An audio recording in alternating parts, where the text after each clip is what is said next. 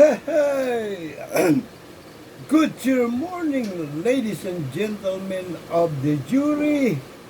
We're sa 99.9% sa Puera, sa Luzon, Visayas, Mindanao, maging sa buong mundo.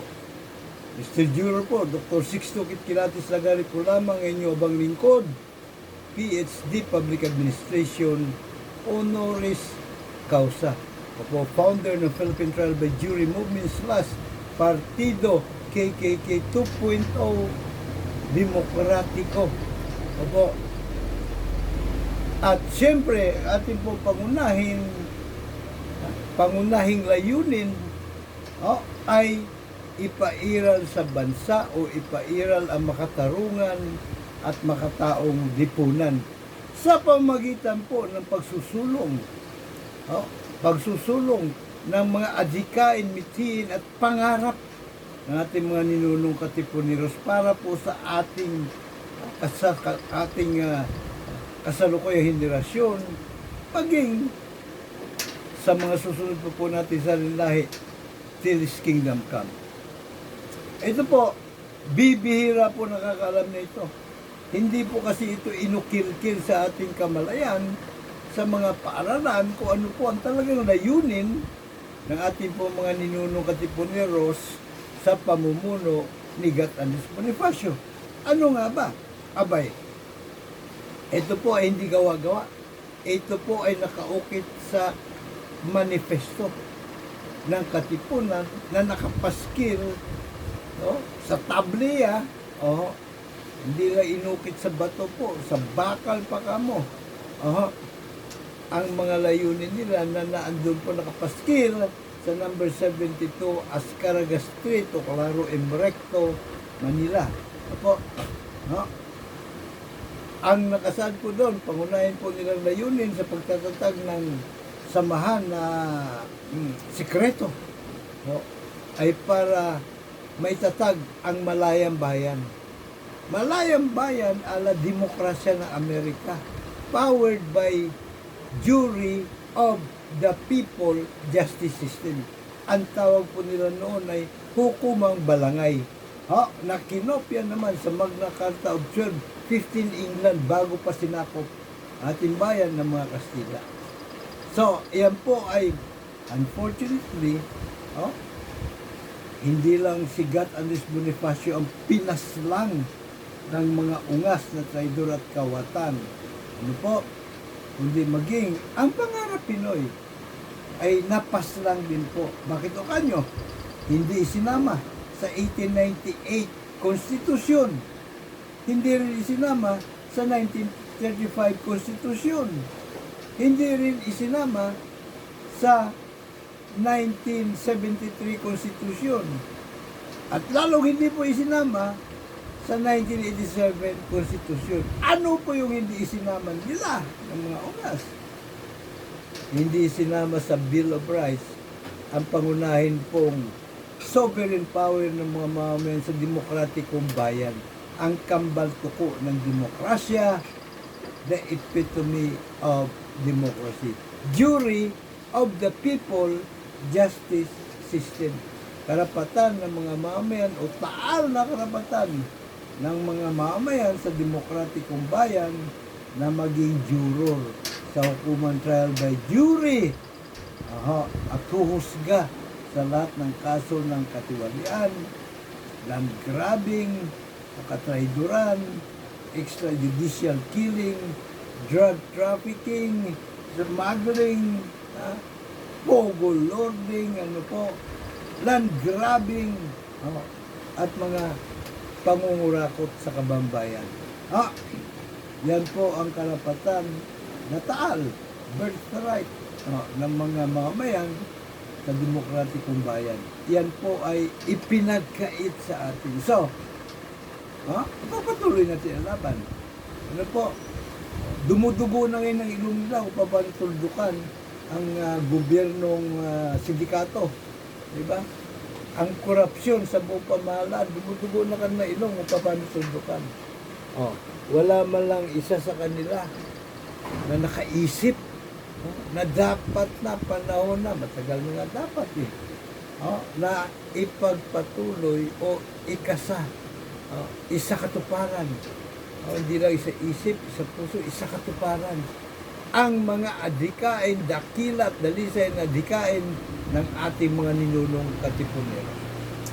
Now, having said that, sabi nga ng isang henyo, anumang karapatan, kahindik-hindik na karapatan ng isang mamamayan, kung ito na may kanyang tinulog-tulugan sa pansitan,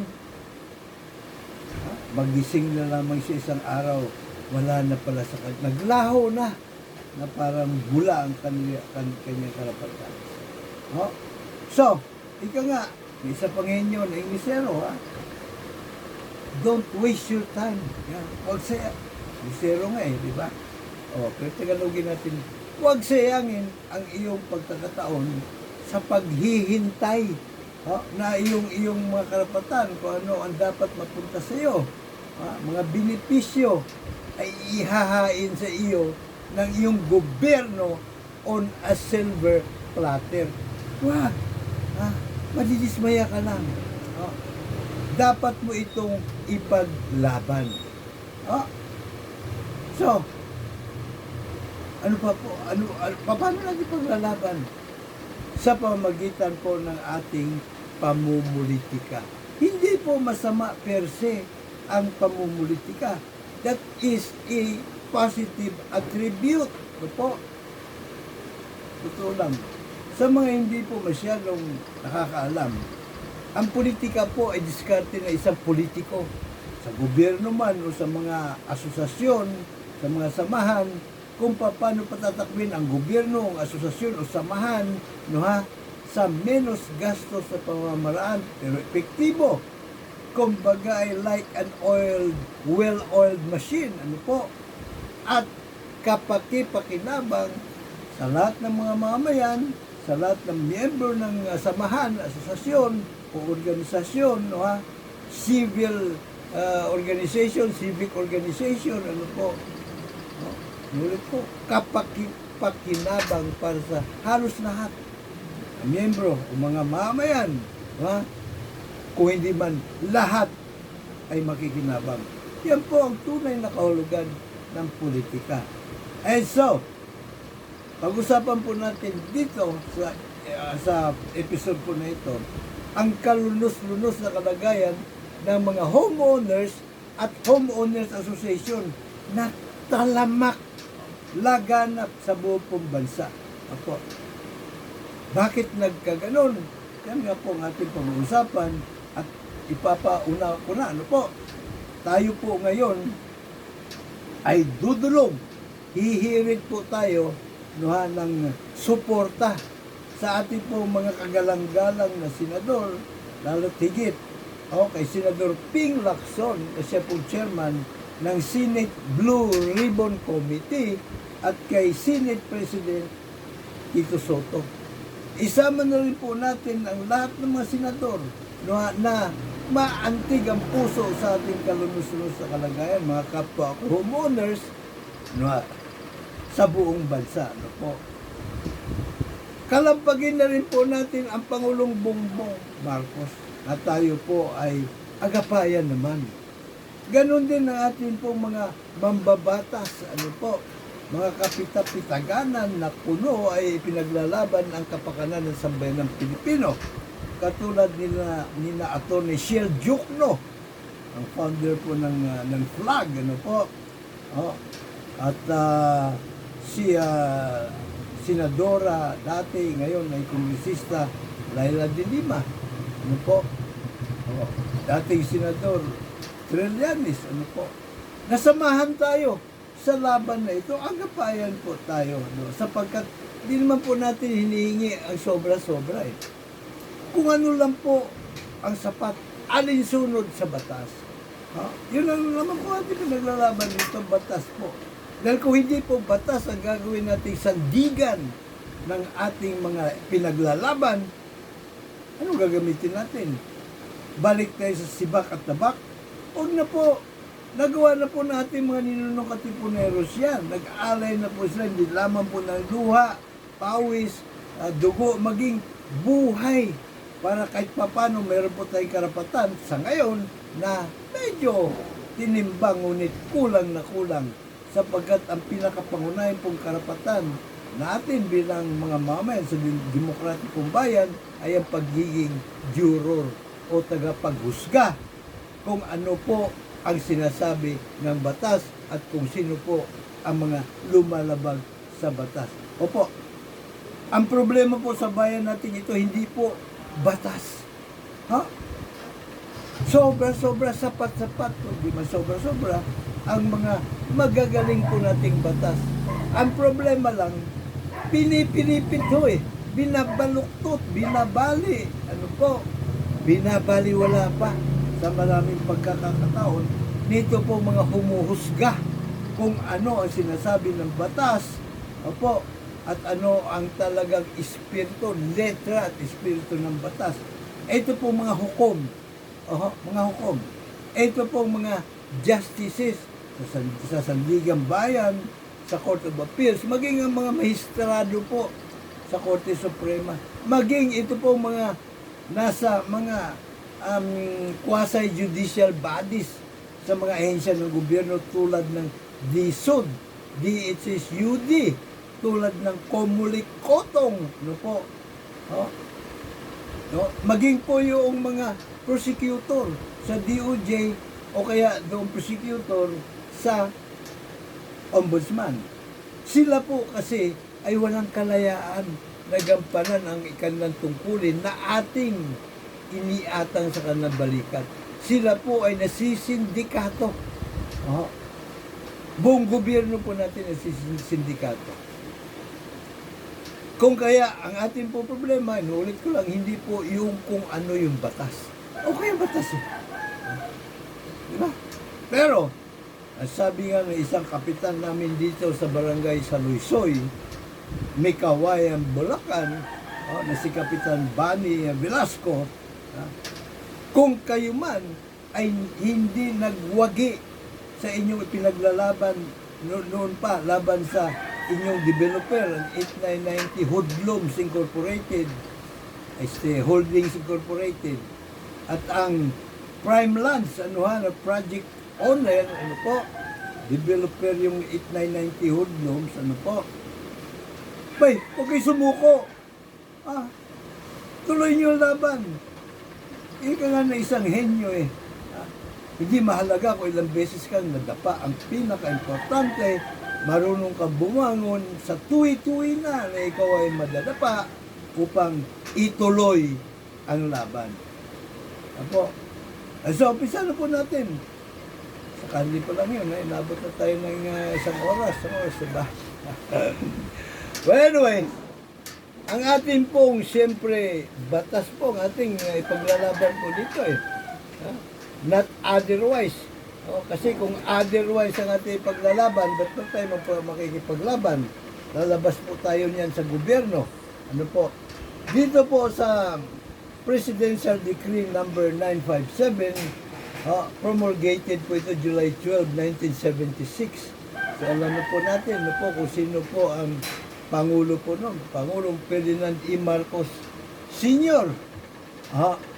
Ang sabi po rito sa mga whereas clauses, yung mga sapagkat, yung mga sani at dahilan. Ang sabi nito sapagkat, polisiya po ng Estado na pagkalooban ang mga mamayan ng kanilang mga pangangailangan pagdating po sa disenteng tahanan. Na matitirhan, at hindi lamang yun, mapagkalooban po din po sila ng maganda mga oportunidad para po kanilang di lang may tataguyod, kundi may itaas ang antas ng kanilang pamumuhay. Yung number 1 na clause. Pangalawa, marami na pong ulat na nakarating sa inyong lingkod, na nagpapakita that marami po sa mga real estate subdivision owners, developers, operators, at yung pong mga nagbibenta, has reneged, on their representations. Kumbaga, kinalimutan po nila kung ano po yung kanilang mga ipinangako sa mga buyers, ano po mga obligasyon nila, na kailangan ma-maintain na properly, ng maayos ang subdivision, yung po mga daanan, yung mga drainage, yung mga sewerage, water systems, lightings, yung mga pailaw, na sistema, at iba pa mga similar basic requirements. Siyempre kasama po rin, lalong-lalo na yung pong tubig, Sa makatuwid, kanila po inilalagay sa balag ng alanganin ang kalusugan, ang safety, ng mga homeowners at lot buyers. Nilalagay na sa balag ng alanganin.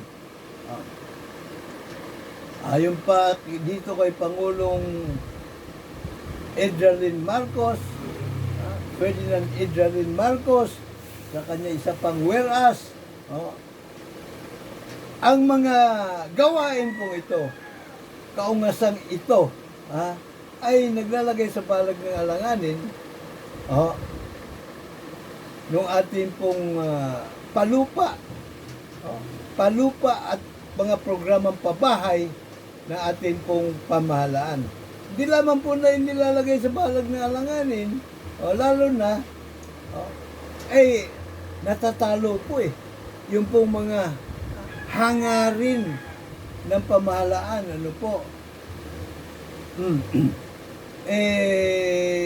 sa pamagitan po ng mga fraudulent practices. Mga kaungasang gawain, mga panloloko na gawain, na kanila pong isinasagawa. Minamanipula po nila ang mga kalakaran, ang mga requisitos, ang mga panuntunan,